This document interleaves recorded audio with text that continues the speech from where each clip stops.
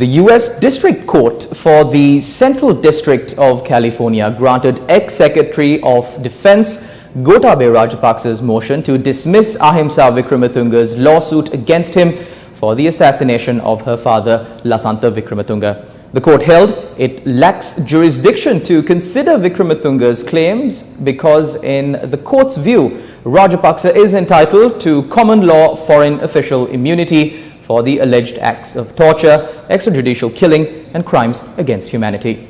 The court found the acts were committed in his official capacity as Sri Lanka's Secretary of Defense. The court made no finding on the actual merits of the allegations against Rajapaksa, which include his alleged responsibility for the extrajudicial killing of Lasantha Wickrematunge and for Sri Lankan government's campaign of violence against journalists during Sri Lanka's civil war. The plaintiff and her counsel will challenge the decision. So as I said before, in form of a disclaimer, please note that I haven't read any comprehensive part of the judgment. I have only going on excerpts that were just WhatsApp to me for the purpose of this very brief analysis, and therefore one must not expect me to have studied this judgment fully in detail. But based on what I've read, what was sent to me, this judgment given by the U.S.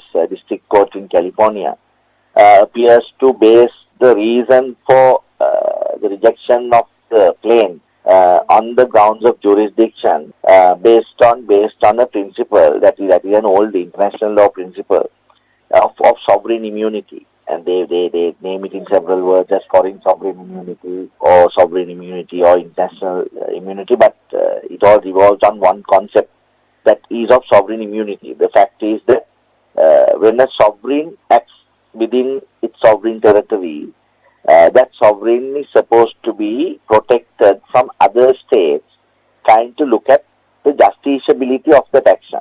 So that is really very closely linked also to the concept of justiciability or non-justiciability, that is the ability to judge someone, and the acts of state or the actions that are done by a state, qua state, as a state.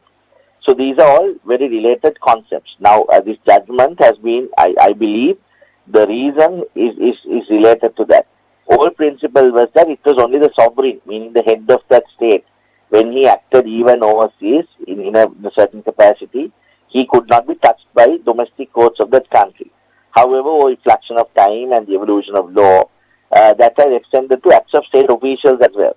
So what this judge is trying to say, I believe, my interpretation is that the allegations raised by the plaintiff in this case, Lasantha's daughter, I believe, has been based on the acts committed by Mr. Rajapaksa during a tenure of office and under guise of that office. As to whether it was so or not so, and whether the act complained of was actually going beyond that, is not an act that the U.S. court has gone into, because they have immediately accepted the fact that, well, you are saying that such and such acts have been done in his capacity as a Secretary of Defense or whatever, as an act of a state official.